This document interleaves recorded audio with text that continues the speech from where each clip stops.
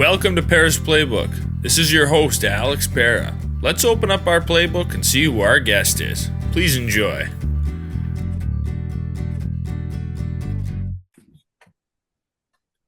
Welcome to episode 168 of Pera's Playbook. Today we're joined by Kevin Kilner. He's an actor. He's been in a lot of stuff. A Cinderella Story, Home Alone 3, Smart House, Paranoia. He's also been in some TV shows, including 33 episodes of Earth, The Final Conflict. He's had appearances in The Cosby Show, Murder, She Wrote, Frasier, One Tree Hill, House of Cards, and numerous other shows. He's done some Broadway. So we're happy to have Kevin here on the podcast. How's it going on this Thursday night? If I have any complaints, you can reach through the screen and punch me in the head with a 2x4. I'm good, Alex. I'm good. Yeah, I'm doing good too. It's good. I work at a high school, so we've got a little Easter break here. So I got a long weekend. What do you do there, Alex? That's interesting. I'm a paraprofessional. It's kind of like a teacher's aide. I went to school for forestry. Went 4 years, graduated with a bachelor's of science in forestry. Did that for about a year, but really just didn't enjoy it. And then ended up taking a job at a company, and they had a company-wide layoff. And it was a company that owned a bunch of sawmills, and they closed every mill in their company. They had a whole bunch of issues. So I was kind of pushed out, but I didn't really enjoy it to begin with. And I really love working at the school. So it's all worked out. My mom taught elementary education for 30 years. So I grew up in the house of a school teacher, and her friends are teachers and principals and stuff like that, coaches, athletic directors, stuff like that. Or gym teachers. I shouldn't say athletic director because it's elementary school, but I have tremendous, I bow down to teachers and anybody that works with kids in schools because it's hard work and it's important work. I couldn't do elementary, I don't think, or even middle school. I'm in the high school, and so I'm helping kids with algebra 2 and biology and stuff, but I've had to help out with middle schoolers a few times, and man, they're just off the rails compared to high schoolers. But he was with 5-year-olds, and they got a lot of energy, but she was really good. She was really good at she used to say that every child is like a locked trunk or locked door. You just got to find the key for that child to open them up. So she had all these little sayings and witticisms about kids. She believed in it. She didn't tell them what to do. She asked them lots of questions. And she used to tell my sister now when we worked in her classroom after school, she'd say, never talk baby talk to them. Always give them 2 choices, no more than 2 choices. You want the red coat or you want the blue coat. But she said, you let them decide because that's how their brain gets wired. Yeah. And she was right. She was right about all this stuff. I mean, she had a master's degree in early childhood, and so she was very, very smart about it all. Right. It is difficult. You have to find the right approach, and that's a good approach. And it's different, obviously, with different kids and different levels and ages and whatnot. But you got to find that approach and try to develop a relationship with the students. If they just think of you as this evil tyrant, that's not going to help either. Well, it's funny you say that because I'm teaching. I taught 2 courses in the fall, and this semester I'm teaching 1 course at the American Musical and Dramatic Academy in New York City. It's been around for about 45 years, and I'm teaching on-camera acting to I think they're mostly 19 to 23-year-olds. I guess 1 or 2 of them are still 18 or something, got graduated early from high school, but I find that I'm doing the best teaching when I'm just asking not only a question, but like the smartest possible question to them, and then let them figure it out. Like that's when I'm being a good teacher. And that comes directly from my mom saying, there was this guy named Socrates, and you use the Socratic method. You ask questions. And every time you want to say something to him and make a statement, find a way to ask another question. Stop yourself. Ask another question. And I was like, wow, that's pretty hard. It's actually hard to do. And then she's like, nobody wants anybody telling them what to do. She said, even when you're 5 years old, she said, but you want to figure it out on your own. And then you go, what if I did it this way? Would that be good? And then she said, it's what you want. And you finally go, yeah, that's the right way. Yeah. Yeah. I had a chemistry teacher. That was his philosophy. Every question you asked, he responded with a question, and he would keep building off of those questions until, like you said, you discover it for Yep, yourself. And it's a philosophy that definitely works, because if the teacher just gives you the answer, like, yeah, you've got the answer, but you have no idea how to get there. that's right. Yeah. That's right. Exactly. You got to do a lot of reverse engineering in your brain to figure out how to answer the question. Yeah. Yeah. Oh man. Well, let's dive into your, kind of background. I know you didn't start acting right away. You were actually a star athlete. You won some lacrosse national championships at Johns Hopkins.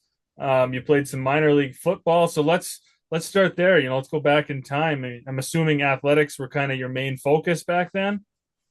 Well, my mom was she was actually an artist before she was a teacher, and my dad was a salesman, and uh, he listen. We never had to go without a meal, but there wasn't a lot of money in the household, and I was a particularly energetic child. I'll just leave it at that. I was a totally hyperactive kid. I was just like all boy. I was bouncing off the walls, and my mom at like age, I think I was about 6, we had moved from Baltimore City out to in those days it was the sticks, it was all farmland. And in northern Maryland, Baltimore County, up near the Pennsylvania line. And she looked at my father one night and she begged him. She said, get that boy into some sports or he's going to drive me crazy. So I started playing organized football and lacrosse when I was 7. And then I did wrestling in the winter a couple years. I ran indoor track a couple years in high school. Um, but when I was about 12 years old, my dad sat me down and I had played on a team that went undefeated. And in a championship game, I had scored the winning goal and all this stuff.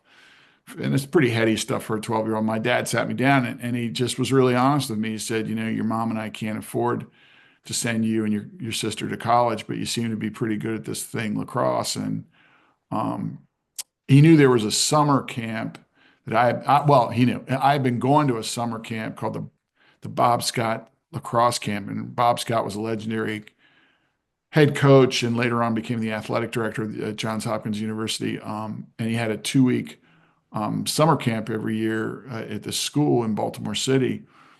And I guess I started going there when I was probably 9 or 10.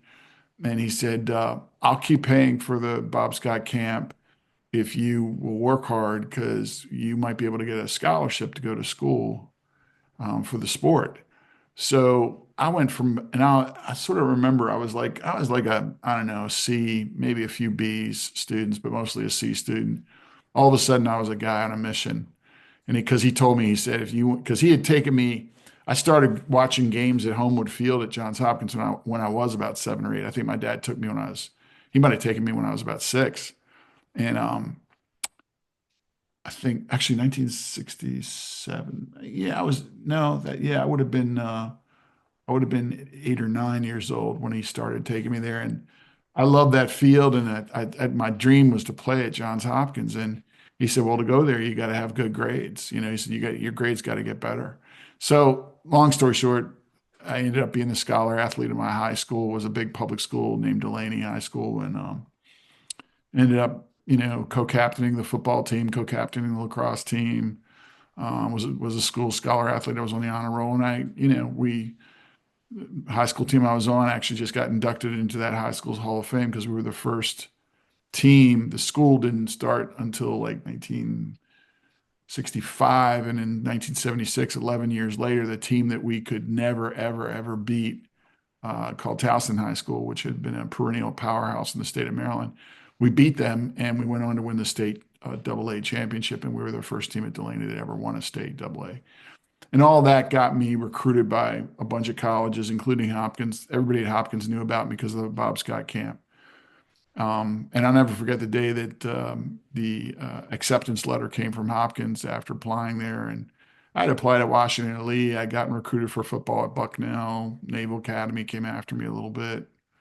I remember getting letters from them and their coaches. But my mother opened that letter up, and my mother was a pretty easygoing person, never said a curse word in her life. This was, very faith woman who was in church every Sunday, very full of faith. And she opened that up and she said, "You got in." And I said, I did. Let me read that. I looked at it. And then she looked at me and she said, you're going. And I said, well, Mom, I haven't heard from your other schools. I might. She looked right at me. She goes, you're going to Johns Hopkins. I was like, okay. So, it's kind of like, and of course, I got teased by my teammates about being a farm boy and all that stuff. They called me Clem. That was my nickname, and when I was a freshman. And then every year you got a different nickname, and I ended up. I mean, I was a pretty good high school player. I made the All Metro team. I was a high school All American. I made the first team All County. I was the most valuable attackman in the county. Blah blah blah.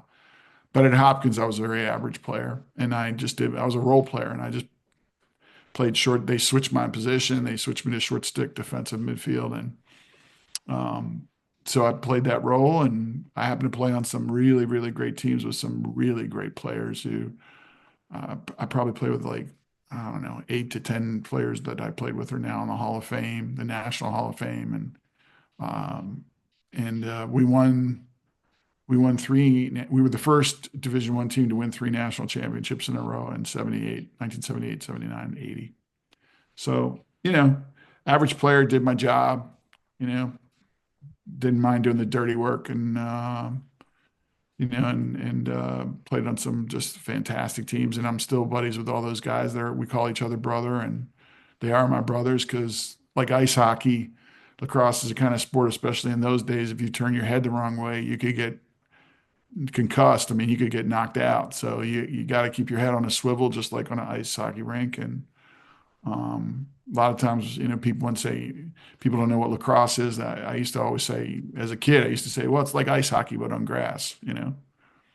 They got a goalie like ice hockey does, and hockey goals 4x4, lacrosse goals 6x6. But of course, the box lacrosse goals up in Canada and now in the U.S. are 4x4 as well because on uh, you play on ice hockey rinks during the summer. Yeah. Yeah, I So suppose people would, back then lacrosse wasn't as big as it is now. I mean, it's grown a lot over the years. It's one of oh, the it's huge. fastest growing sports in the And country. and by the way, University of Michigan's got a great team this year, and um, they beat Hopkins. What was it, 13-10, I think, this year, um, and last year they had an incredible run. They won the Big Ten tournament, and then they went to I don't know. I think they went to the Elite Eight. They made it through the Sweet 16 to the Elite Eight. So Michigan's lacrosse has become a big thing in Michigan. Yeah, there's some high schools in Michigan that are often nationally ranked. Brother Rice High School Yep. has a very good program. Heck, we even up here in the UP, we've got a Division II college, Northern Michigan University in Marquette, and they have a Division II women's lacrosse team. And we don't have any lacrosse anywhere up here in the Upper Peninsula. Um, Maybe Sault Ste. Marie has one, but otherwise you'd have to go downstate, and we've got a college team up here. So I mean, the sport it's grown all across the country for sure. Well, any state that has hockey in it and people who love hockey, even states that have like love basketball because there's sort of combinations of both sports in it. You use a lot of high post, low post in lacrosse like you do in basketball. And, we used to call the goal the hoop, take it to the hoop, take it to the rack. Um, in fact, our part of our winter conditioning was as the coach divided the team up into different 5-man teams, and we would play in a little winter league against each other just to get in shape because you have to slide your feet in basketball in the same way you slide your feet in lacrosse when you're defending. You have to get over or under a pick. You have to be able to communicate well, and if somebody gets beat, you got to be able to slide to the ball real hard quickly. So a lot of similarities to there. So even when people don't know or haven't been exposed to lacrosse yet, they tend to fall in love with it because look, it's fast, it's violent, it's high scoring, and people are sticking a vulcanized rubber ball in the net at 100 miles an hour, and just like hockey with slap shots and stuff. I think you can shoot the puck a little harder in hockey than you can in lacrosse. But now there are defensemen who are come down and they'll shoot the ball at 116, 121 miles an hour. So. Yeah. As we used to always say, if you ever were a goalie in lacrosse, you have to be slightly crazy. And I think that's only grown. Like it's the same as in hockey. It's like, to be a goalie in lacrosse or a goalie in hockey, you got to be slightly bent, like you may have taken a few in the head, You know, you're crazy man. Well, Yeah, no, you couldn't pay me to stand out there. And I played when I was at college, we'd have different intramural sports, and we'd get buddies together and play, and one of them was floor hockey. And we needed a goalie one night, and the pads we had were not very great, and I was oh the only no. one that was willing to be the goalie. Oh, And little tiny ball like that, and you got some nice welts from that. That's all I need. That was my experience being goalie for anything for the rest of my life. well, that's the thing. It's like, you get like in our day, you could screen the goalie. It's illegal now, but you could screen the goalie. And if you, a lot of times that vulcanized ball would, especially on bounce shots, would bounce funny on the grass and come up and hit you, and you'd have a nice big red welt. Well, that on top of the fact that if you were getting checked and guys would miss, in lacrosse, you're technically supposed to either hit the stick or the glove, which is considered, the hand is considered a part of the stick. But, oops, my stick missed. You would take your jersey off and there'd be these big long red slashes down your, like, so between the welts and the slashes, I remember one time I was taking, like, in a summer league game, my mother was like, "Oh my God, look at what is wrong. Your body, you've been hit." And it's like, well, I was like, "Mom, that's just a part of the sport. You get used." Yeah. The games was started by Native Americans and by Indians in up near Montreal, and was first discovered by French fur traders up in Montreal in North America, and it was a sport designed specifically to condition and harden young Native boys for war. It was a preparation for war.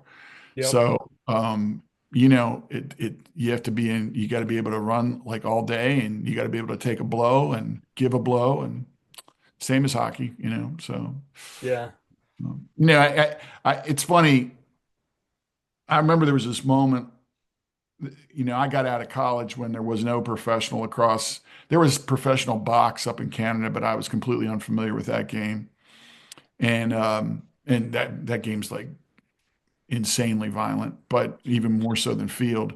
But I remember thinking I was going through a bad time. I hadn't figured out what I was going to do with my life. I was working at a bank out of college, and I hated every day of work. And um, I didn't hate it, but I was not a happy person.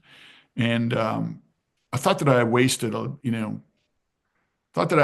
like, 15 years.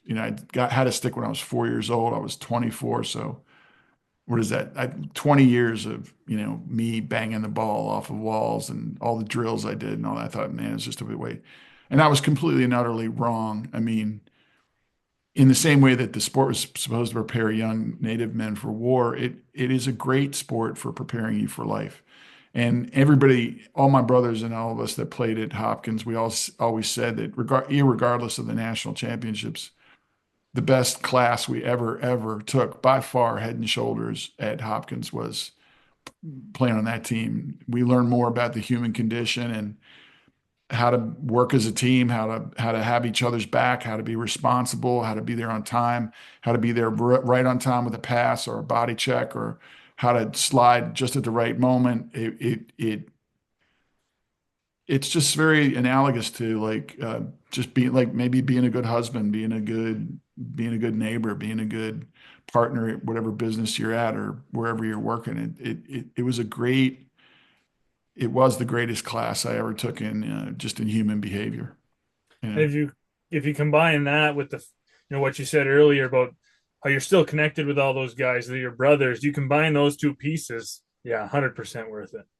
Yeah, yeah, absolutely. So should go back to my old self when I was thinking that and wash my mouth out with soap, because I was completely wrong. I mean, I just was and I'm just so grateful I was wrong. And I was on the phone with two of them last night. We get together. Four of our teammates are dead now and died early, too young, and of various causes. And so we get together the first weekend of August every year, because I think at the first funeral, a couple of us said, we shouldn't be gathering for this. We should be gathering because we miss each other. And now we're, older men, and and a lot of these guys have grandchildren, and so they whip out their pictures of their kids, and we get together for 4 days and eat too much and drink too much and play a round of golf and sit on the beach and make each other laugh. Like nobody makes you laugh like when you were a knucklehead at 19 or 20 years old. And even if you had great parents, I mean, you get together, you could put young men together. It's lucky that we look back now, we're like, it's lucky we weren't arrested or we lived, and both. It's like we should have been arrested for some stuff, and we should have, like, we could have easily gotten killed in some of the crazy stuff we did in those days. In those days, the drinking age was 18, and so that'll tell you right there how stupid. Yeah. Uh, Yeah. we played really hard and we worked really hard on the field, but we sure partied hard too. Those days. Yeah. Well, it's great that you guys still get together because I mean, life is too short and you don't really, it's cliche, but you don't know how much time you've got. So you've got to cherish the moments with the people that mean the most to you. And if you have the ability to get together every year and have a good time, obviously you got to do it. So yeah, it's great that you guys are still connected, and that shows how strong those bonds are. I'm sure there's plenty of people who play sports in college and 20, 30, 40, 50 years later, they would not be connected with their teammates. Yeah, and the thing is though, Alex, is that I really encourage anyone I encourage you, I encourage anyone who's watching this. If you have a group of guys like the guys you played with in high school, or the women, if as a woman, if the women that you played with in high school or hung out with, or college, or any group that you were a part of, and you haven't seen in a while, be courageous enough to be the first one who puts together a text list or an email thread and says, "Hey, life is way too short. We don't know what's going to happen. I miss all you guys. Let's get together once a year. Let's just do this thing. Let's just all commit to it." And I find, especially in the age of the advent of the computer and technology, I mean, I was playing, and the computers of the early 80s and the 1980s, were big as boxes and used to sit on a desk. And cell phones, the first ones that came out in the 90s, were as big as shoe boxes. And so we didn't have all the technology, which I think people, and I'm a big podcast geek. I listen to so many and I watch so much stuff. But neurologists and social psychologists are saying, people think they're connected when they're like connected on Facebook or something like that. No, you got to be in person. You have to be in person. And so anybody that's watching this, I'm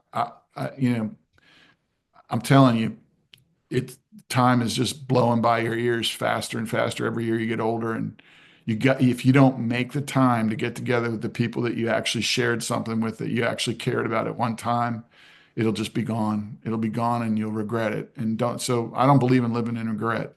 So somebody's got to be big enough and bold enough to step forward and say, "Hey guys, we should gather. We should at least have a meal together, if not a long weekend somewhere every year."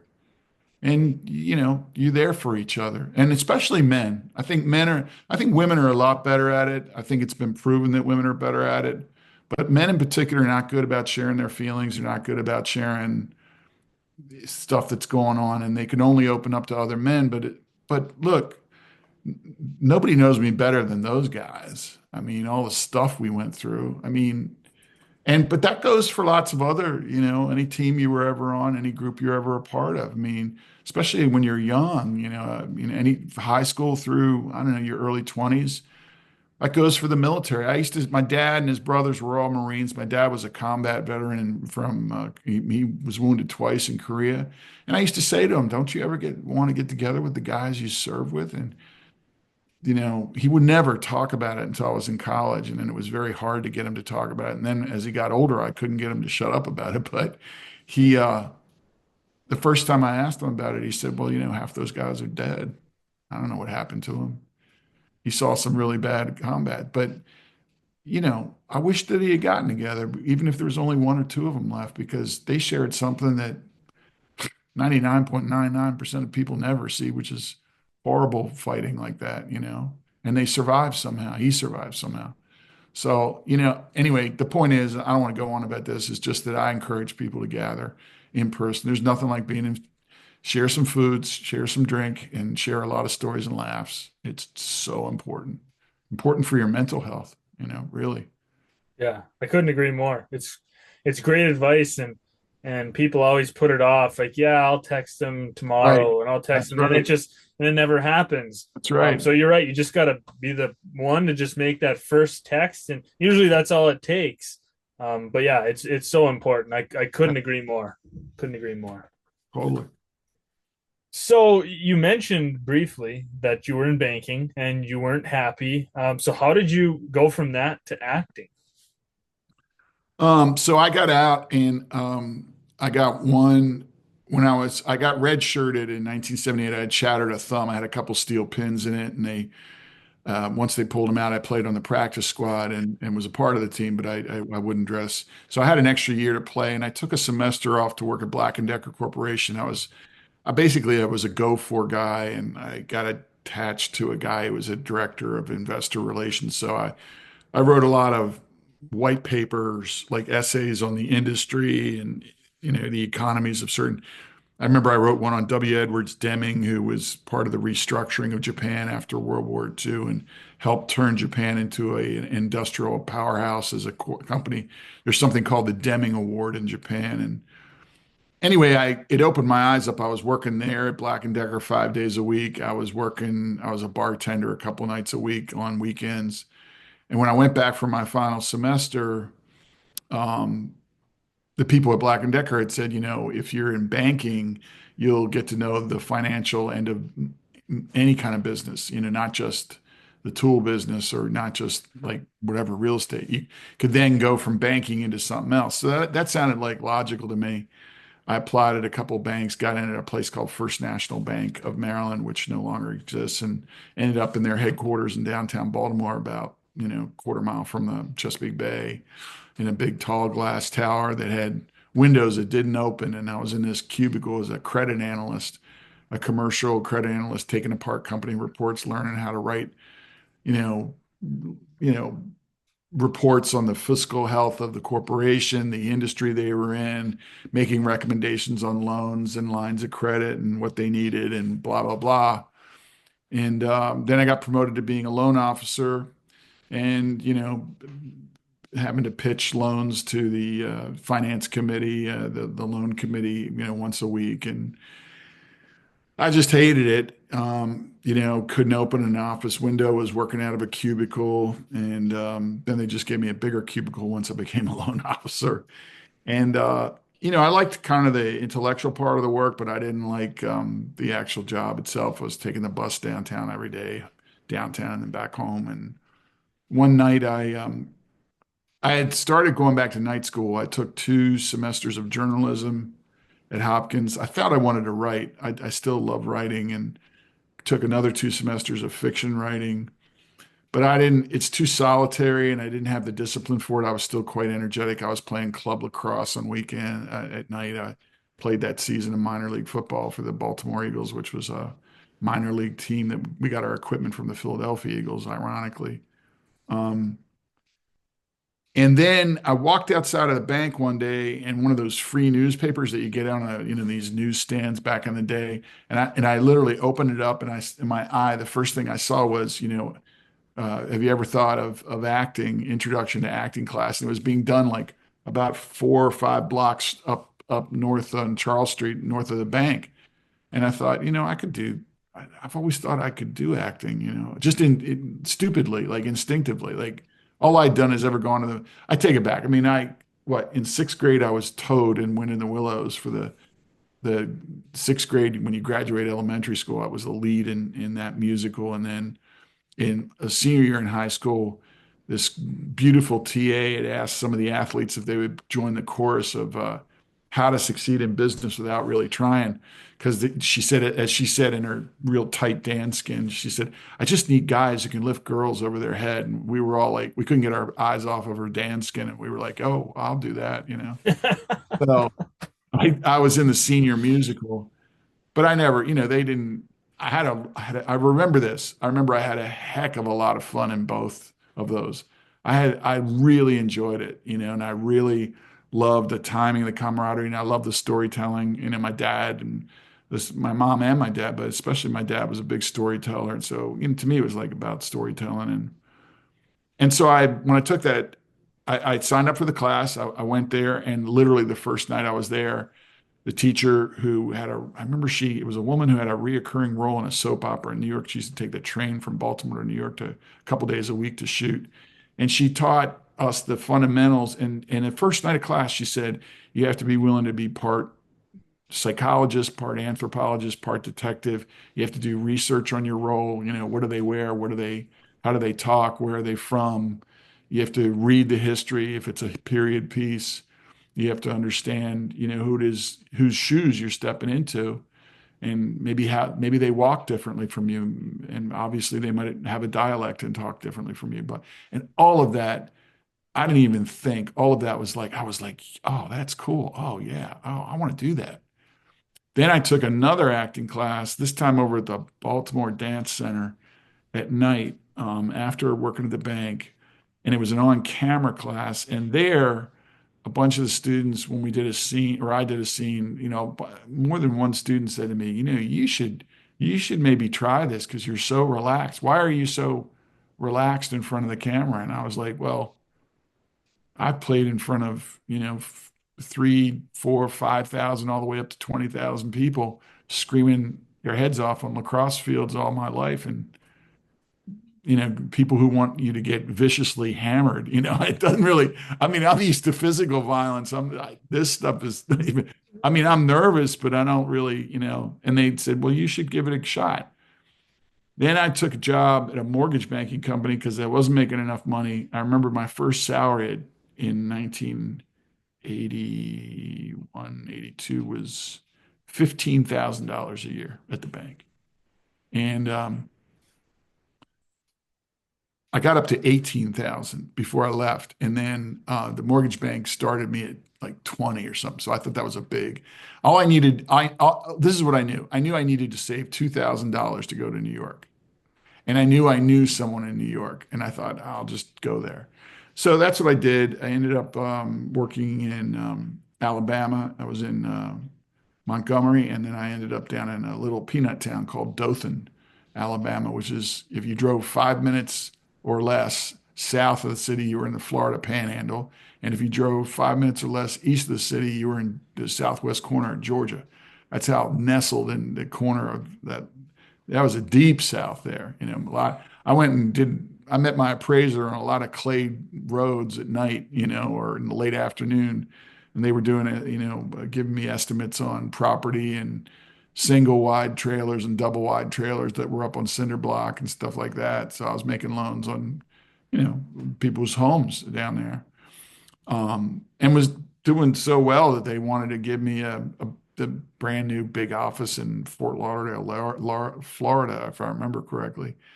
And I was like, no, I actually, I was going to stay there a year, and I ended up only staying 8 months because I didn't really like the business they were doing. I thought they were a bit dishonest. And so I moved to New York in February of '85 and slept on a friend's floor for a couple of weeks, got a job, met the people that ultimately managed me. I met them almost immediately, and they called me back about 3 months later and started working in their little studio. And I got a couple jobs. I was slinging ribs at a place called RJ's Ribs on 37th and Madison, and I was working 2 or 3 shifts a night at a place called Lucy's Surfeteria on the Upper West Side, as working the door, and I was food runner.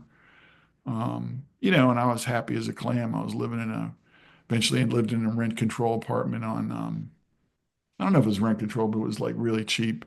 We had a crack dealer in the basement, and half the buildings on the block were, I was in the minority. I was like, it was mostly, uh, Central and African American community on 109th in Amsterdam, and but I was so happy. I was living with a great actor named Mike Rispoli, who has had a brilliant career. You can look him up. We were roommates, and Mike helped me a lot. And our friend Craig Zakarian was living. He and his roommate, who were also actors, were living on the fifth floor, and this was in a 5-floor walk up. You know, it was. bought all my clothes used out of the Salvation Army or the down Canal Street at these used clothing stores. I got a Loden coat for 20 bucks. I couldn't believe it. This wool coat that we used to go over my jean jacket coat to keep the wind up in the winters. And I was so happy, man. Never had 100 more than after I paid my rent and everything. I never had a savings account. I only had a checking account. And I never had more than $100 in that checking account after I paid the rent at the end of the month and for the next month. And man, I was so happy that first year in '85 in New York, and then just worked, and took lots of classes, found a place that taught commercial acting because the people that ended up managing me, they had a lot of kids in commercials, and they said this is a good way to learn about the camera and lighting, and while you're taking your acting classes before you attempt to do anything like a movie or a television show or do anything like a real theater job. So I did. I learned in their studio about how to do commercial copy, and I worked at a place called Three of Us Studios that a wonderful woman named Joan C., who's now dead, who she said, if you sweep the floors and empty the trash and run my camera during classes, I'll give you half off your classes. So I did that. So that was another job I had. I had like the two jobs plus that job. Yeah. But you just got to figure it out. I mean, in those days you could hustle in New York and you could sort of, you self-promoted in a different way from this era of social media, which is there's a whole different way of self-promoting now. In those days, you self-promoted by connecting with teachers and casting directors who gave you advice and maybe taught a workshop from here and there, and you took their workshop and got to know them. They got to know you, and little by little, I started doing commercials. Started doing industrial films, training films for corporations.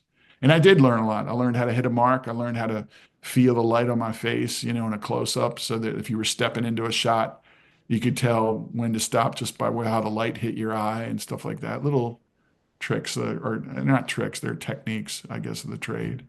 Um, and then I did my first guest star on the old Cosby Show in the fall of, no, it was the winter of '89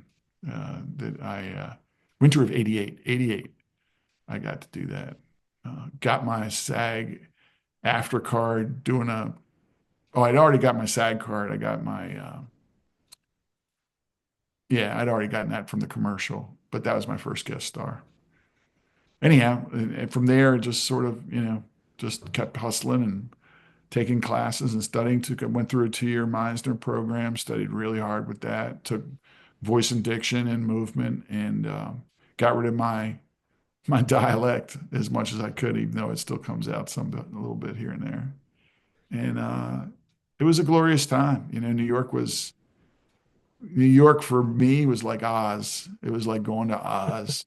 You know, I mean, you grew up in a farming area, and then all of a sudden you're in one of the biggest cities in the world, and but the energy was electric, and I loved it. I loved the energy, and in those days, you could go down to TKTS in Times Square and get a half price ticket for 20, 25 bucks, in those days, and see a Broadway show for half off, I mean, that was when Broadway tickets were 50 bucks, not 500, crazy. Yeah. I love hearing the journeys, how people, athletes, how they got to where they're at, actors, how they Yeah. got there. Because a lot of us, you look at the career, you see what they've done, but you have no idea what it took to get there, the hard work, or, a lot of people go through a lot of struggles before they have any success. I mean, you don't just generally land a major movie role right off the bat. I mean, you got to work your way up the ladder. And I think sometimes people get that kind of misconception. They look at actors and athletes and they think that life has always been easy. They're living a great life. It's always been easy.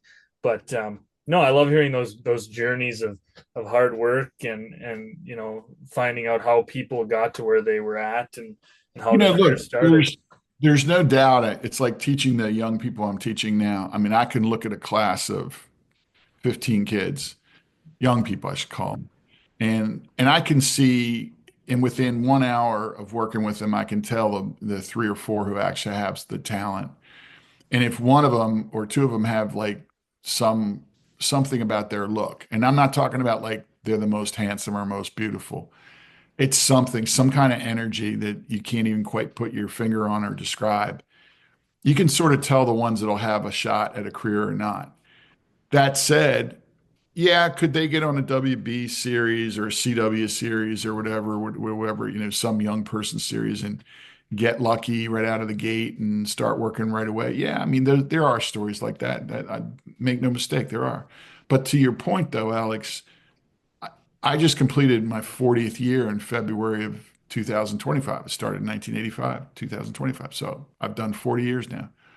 The vast, vast majority, you had to really build it and you had to grind and you had to work. And I will tell you, while I was comfortable doing commercial auditions and industrial films, and I even started I started by doing background work in commercials as well, because in those days you could get paid 400, 450 for the day for, a 12-hour day on a commercial set.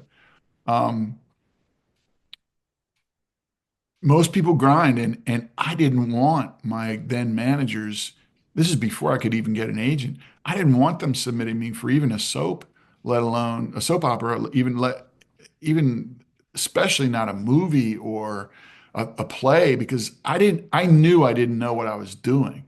So from 1985, when I started taking classes in March of 85, until I got out of the 2-year Meisner program in May of 88, you know, it those 3 years, which were fantastic years, I wouldn't even after here's how badly I felt about it. I got my SAG card doing a Miller beer commercial that I didn't have to say a word in, where I was a fireman standing in profile in November of 85. And they sent me a ballot saying now that I was a member of the guild, I could vote on, the board of directors and who would be the president of the guild and all that stuff, and contracts. Like, do I want to vote for this contract? I wouldn't even vote, because I was like, yeah, I was in the guild, but I didn't consider myself a professional actor. I thought to myself, until I can do a play, or until I can do so those 3 years, and then I continued to study for another 3 to 5 years after that, nonstop, because I had read Jack Nicholson had said a long time ago, it takes 20 years to become a good actor. And that's with constant study and constant, exercises, class exercise, scene exercise, and it's true. I mean, now that I've lived it, I know it's true. I look at some of my early work, and it's just downright embarrassing. But guess what? For most people, it is. So it doesn't upset me. I mean, it's like watching yourself when, like, you like would do some move as an athlete in high school. If you had footage or film on you, and you kind of go, "Oh man, I was like taking 2 steps for every one I should have been taking." It's just you just get it's sheer volume of doing it. You gotta the part of the reason I loved acting, it was very similar to athletics or being a dancer, and that, through the repetition of doing something again and again, just like water over a stone, you finally can shape yourself into something if you are just dogged about it. And one thing is that, and I went to my teacher at one point in my Meisner program, a woman named Catherine Gately, and I said to her after the first year of a 2-year program, I said, I don't think I have the talent to do this, and I see people I see them. I know they're more talented than me. I can see it. Just like I used to know who the superstar athletes were compared to me. I mean, I was a good college player, but I played with great players. And there's a big difference. It's like if you play with like a Michael Jordan, or, you play with a Sidney Crosby or something like that, there's a huge step up. And so I could see it. And then she started laughing at me, and she said, well, why don't you? And I was in love, and I wanted to marry this young woman. And she had kept saying to me, one of us has to get a real job. And I'm like, hint, hint, like me, because she was a musician. And my teacher laughed at me, and she said, why don't you come back for the final year? Why don't you leave your talent to me? And she said, and I'm here to tell you something: the most talented don't are not the ones who succeed all the time. And now I teach my students that you have to have a certain skill set, but once that's there, will and work ethic beats talent 7 days of the week, and beats it like a drum. And I was a grinder, just like I was as an athlete. I only became even good enough to play at Hopkins because I just put in reams and reams and reams and reams of hours. And so I used to say to her, I said, well, I know how to work. I mean, I grew up in a farming area, if they said we need help baling hay, we're starting at 6 a.m. If you weren't there at 6 a.m., your reputation was ruined. You got there on time to help with that baler, and baling hay and stuff and stacking it. There was no excuses given. Same when I worked for my grandparents on there, they had 12 acres and I used to cut around, I don't know, 100 so trees with the hand mower every summer. It's how I made my money. And I remember one summer we put in a pasture and I dug fence posts holes, must have dug 60, 80 holes in this, upper acre, and my mother said that was the summer I got my shoulders. But you had to every day, you have to show up and sweat and do it. So I grew up playing so many sports that I was always sweating. I didn't know what it wasn't not to sweat. So, going to an acting class, I mean, the scary part was getting into, your own internal emotions and, being able to share that on stage or in front of a camera and not be afraid to share it. And that's a bit of a journey to learn how to do that as well. But even though, and I tell my students now, it's like, just know that when I used to show up in my early classes, I knew I stunk. I wasn't good. I was pretending. I was doing some bad imitation of something I used to see in the movie theater, and I wasn't competent. But I just kept showing up going, you know what? And I think neurologists, I've said this quite often to them, neurologists have now proven the human brain gets wired. A lot of times the deepest wiring is through pain or fear. So it's painful to do something badly and then realize you did it badly. It's embarrassing. But you'd never forget those lessons. Like I would never forget certain lessons, and you don't, that's how you learn. You gotta be willing to make a fool of yourself if you're gonna be, I don't know, stand-up comedian, actor, an artist of any kind, creative in any way. An athlete, you got to be willing to be foolish, a coach, you're going to try different stuff. It's not going to work.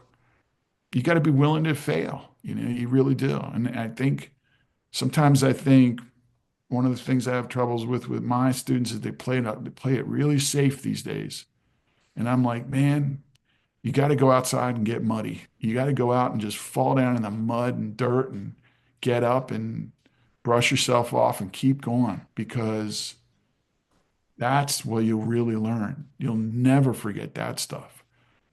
I'll never forget the first time on stage when I completely forgot my line and went up and had to improvise and cover my ass and then get off and be so embarrassed.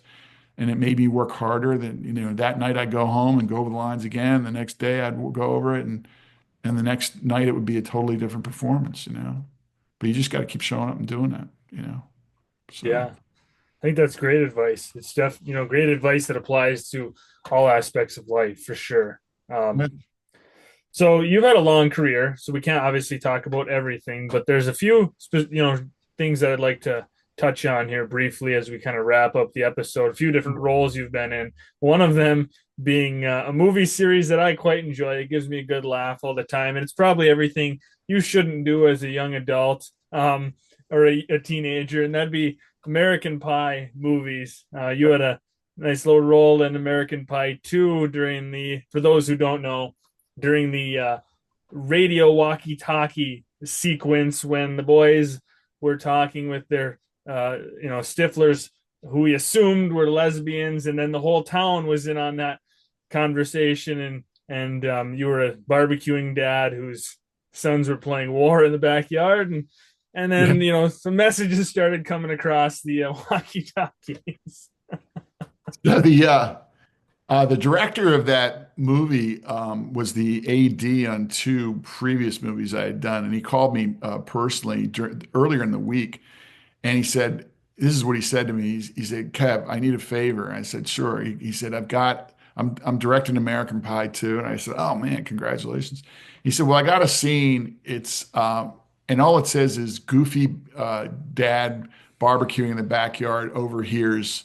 A strip contest with the boys and the two women, and he said, "I can only pay you SAG scale, and we're shooting on a Saturday. And I know that you may not be available, or you may not want to shoot on a Saturday." And I said, "No, no." I said, "I'm there. It sounds like fun. Let's do it." And he said, well, we're going to have to figure out what you're doing because it's like literally that's all it says. I don't know what. So we created that scene. We created the place where we were walking from, and I separated from the wife, and then I had this crazy idea of like that he was kind of so into it sexually that it was like he was getting turned on by it. And he was kind of the director was like laughing. He goes, that's friggin' hysterical. He goes, go, absolutely go with that. I think I did takes where I was like, touching myself, like touching my own nipple and stuff. It was really hinky stuff. I knew I did stuff that went too far, and I don't know what take I mean, we did a bunch of takes, and we finished it in like about a half a day. Well, it goes on to make whatever 300 million, that one alone. I think the whole franchise has made over 1 billion maybe or close to it. Um, and uh, People remember that and tell me about it all the time. And I tell them, I'm like, you wouldn't believe it, but not a single word of that dialogue was written, and that scene was basically just a sketch. And we just sort of created this thing. And the residuals, um, I've probably made well north of $20,000 in residuals, and I got paid. I think I got paid $700 for the day. You know, That's so crazy. I mean, it was one of those things like I tell young actors, say yes to everything when you're young. I mean, I did, and I ended up doing this movie that like paid me a few $100 for the day after I paid my manager and my agent and the federal government and the state government. I only had like 400 or 500 bucks I put in my pocket, but the residuals were, it just sort of like was a huge blessing because it became a monster hit. Yeah, the memorable scene. I mean, short, but it's like you said, it's hilarious. I'm not hungry. Leave me alone. Oh man. Nah, it's Yeah. a fun series. It's totally inappropriate now, and it's not politically correct. Who cares? It's like, who cares if I always used to say, like, if you want me to fall over, so I come from the Dick Van Dyke School of acting when it comes to comedy. Like, you want me to walk into a tree or fall over a rock, I'll do it for you because anything for a laugh. And that's sort of like the mentality we had. And I remember that was definitely the mentality on that movie. It was like, whatever it takes to get a laugh, we're going to do it. And they succeeded. They definitely succeeded. Absolutely. Absolutely. Yeah. It's not meant to be a great American classic. It's meant to make you forget your troubles for a day and just laugh your ass off at silly, stupid stuff. And Yeah. there's room for those kinds of stories too. All of us Oh have yeah. days where we're just like, man, the world is too much with me. Can I just like, I don't know, throw on about 10 episodes of Seinfeld or something? I don't know. It's like whatever turns on. Yeah, right. It's a great movie to just sit. I don't know. I watch it with the guys and drink a few beers and just laugh. And, Absolutely. yeah. Absolutely. Oh I man. have entire families that stop me during the holidays and they're like, we're just watching you now because we're watching all the Home Alones. I mean, it's unbelievable. And then when I did Smart House, if you had told me that would become the most successful, by far the most eyeballs of any Disney Channel movie ever, by far, I would have laughed at you, and that people are still watching it. And now I've got like two generations, parents and their kids have watched it, and the parents who were like 10 years old when they watched it in the late 90s, who are now young parents. And um, I had one young woman say, gave me the greatest compliment I'd ever gotten. Um, a lot of people will say, I grew up on you. You were like my TV dad because you played all these dad roles for a while, and I did. I played a lot of, especially comedic dad roles. But this one woman said to me, she said, you were my dad.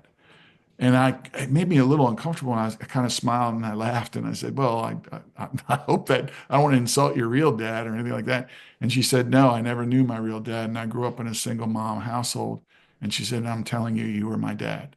And I almost started crying. And she said, I just really appreciate you did teach me a lot. She goes, I must have watched the movie over 24 times or so. I was like, wow, wow. That's about the best compliment I ever got. Yeah.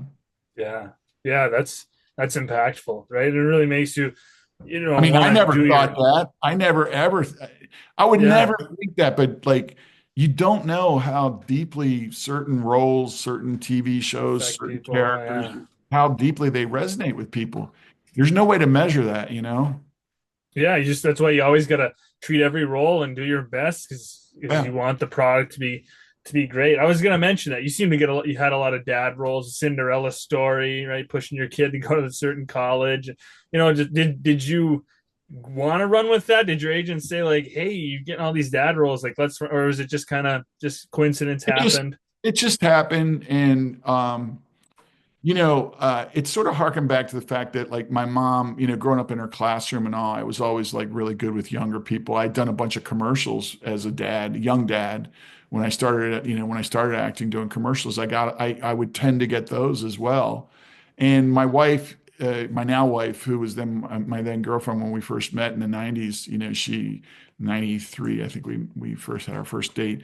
She said, she goes, it's weird. She goes, kids run up to you. They like you. And animals too. Like animals and kids like you. And she said, like, what kind of energy do you have? And I said, I don't know. I guess because I grew up in a farming area and I worked in my mom's classroom when I was out of school and not doing a sport. And I always, um, they don't piss me off and I don't give off an energy like, get away from me. I'm always intrigued by both animals and kids, especially the younger the animal and the younger the kid. I like them both. And, That's and it just great. ended up being that way. It was weird. I mean, I did Raising Helen too. And, it just, I've done lots of guest stars where I've got kids I did like 6 episodes of One Tree Hill and I was, uh, Hillary Burton's father on that. Yeah, So that's funny. So the last one I want to touch on as we end the episode. I mean, you worked with a lot of great actors, Harrison Ford and Gary Oldman in Paranoia, and numerous other actors in the shows you worked on. But you worked closely with James Earl Jones in a movie called Timepiece. That had to be just an amazing experience to get to work with him. it was so impactful. I mean, first of all, I'll get emotional thinking about him. You couldn't meet a better, as great an actor as James Earl, and he was truly a great actor. He was an even better human being. Um, so kind, so kind, so intelligent and generous. We were down in Wilmington, North Carolina, doing that piece, and it was a period piece. Took place in World War II, and he was an expert at timepieces, and hence the title of the movie. And um, he and I went to watch and meet a guy that was an expert in it, and we were doing some research together. And I had a crazy idea that I had wanted to get the executive producer, this woman, a little gift for casting me in the lead of the movie. And James said, "Well, I'll get her one too. Let's just both buy timepieces." So we bought these mantelpieces that were antique mantelpieces for her, and we gave them to her as a gift. Um, I was sitting in a little cafe on a day off down there. Uh, First of all, he always knew everything. He'd always smile and just like if he was watching me do a scene and if he was on set, he would just say, really good work, or he'd encourage me. But I'm sitting in this cafe having lunch on a Saturday, right near the Cape Fear River. I'll never forget. He comes around the corner. He's got 2 bags in his hand, and and he sees me, and I go, "Hey, Jimmy!" And I waved at him, and he starts walking over to me, and behind him peeking around the corner of the edge of the building, I see all these kids, and it's like I see these 3 heads pop out, bing, bing, bing, and then there are these kids who are like chasing them and sneaking and teeing and stuff like that. And finally, he's standing right in front of my table. And I said, "Do you want to join me for lunch?" He said, "No, I got to take this stuff back to the apartment." And I said, "Can I just tell you something? Do you know that you got like a passel of children right behind you? Like not that far behind you, like a whole." And he goes, "It's the Darth Vader voice." And I said, "You're kidding." He said, "No, they want me to do it." And he said, "Everywhere I go, I always have children who are following me and they love it. They want to know if I'm actually the guy, Darth." So I'll do that voice and that. And he had that, first of all, he had one of the most glorious voices any actor could have ever had, that booming baritone of his. And he was as brilliant in front of the camera as he was on stage. He was a great stage actor. I saw him on stage. I saw him on stage multiple times. One time with Julie Harris, who I got to work with in my Broadway debut in The Glass Menagerie. And, he was, um, it's interesting because there's some people that when they step on a set, they just calm the whole set and they give strength to everyone. And I learned that from him. I really did. Because I saw it. And when I was number one on the call sheet or number two on the call sheet when I did Almost Perfect with Nancy Travis, and I was number two on the call sheet when I did the Gene Roddenberry's Earth, the Final Conflict. Both of those series, you can watch episodes on YouTube. Um, I learned from Jimmy how to just be strong for everyone, be there. And I would go up and introduce myself to everybody who was there just for a day or just doing a guest star when I was a series regular because, Jimmy made everybody feel like they could do their work and that you were doing something meaningful and it was important and that it was all coming from a place of support and love. And that's that's what I'll never forget him about. Such incredible dignity and grace. And he was a big man. He was bigger than me. I mean, I was 6'3", about 210. I mean, Jimmy was a big man, but man, he had the timing and the sensitivity and the beauty of an elite dancer. He was like light on his feet, you know, and and wise. And I can't imagine his life, to be honest. I mean, I think he was from Michigan. What he was. James Earl Jones is from Michigan. I guess I'm not 100% positive on that, but Yeah, I'll no, he is. He take your was. word. Yeah, he was. And you know, I can't imagine growing up as a black man, facing all the things that he had to face and how he kept his dignity and composure through everything in life is just again a big huge testament to him. And I miss him, and the world's a much better place. It certainly was a better place with James Earl Jones in it. Yeah, that's great. That is great. I love hearing those stories too. And yeah, I mean, a great actor, tremendous range in roles. I know a lot of people only know him as Darth Vader, but he's got a tremendous range and that, like you said, that voice. Just one of the most memorable voices of film when you hear that voice. You know Yeah, how reassuring he was, Alex? The proof of what I'm talking about how calming and reassuring and encouraging he was, and always Jimmy would always make you feel better when he wasn't playing, what you might call classically a villain or a dark character. Is in Field of Dreams. Just think about how he made you feel when he, especially in the scene with Costner, when he goes, "They'll definitely come, Ray. Most definitely." and You in know, I and in a mean, Sandlot too, when yeah, he's when they think he's this evil guy and when he's this kind old kind of lonely guy. Same yeah. same type of a yeah. And how many actors think about this, and this blows my hair back. How many actors can give you goosebumps just by speaking a line? Anyone. Right. Yeah. I mean, James Earl Jones, to this day, if I watch any of his older, he can give me goosebumps, man. And that's really doing something. I mean, because that's just your nervous system and your own body. You're not in control of getting goosebumps. Give me a break. But think about that. Think about how powerful, how resonant, speaking of resonance, not just his voice, but his energy, the resonance of his energy could give you goosebumps watching him on screen. That's how wonderful James Earl Jones was. And he really was that way in person. I will testify till they throw dirt on my face. I mean, he was the real deal. When I was playing at Hopkins, our scouting reports, if a player was like supremely talented on the other team or supremely gifted, and we used to have in capital letters, and they would make it dark, and they would say, "This guy is the real deal." Well, I took that expression, I stole that expression for the rest of my life when I see really talented human beings doing whatever it is they do. I don't care if you're a fisherman, whatever it does you do, and you're really good at it. I always say to people, that guy, that woman, she's the real deal. He's the real deal.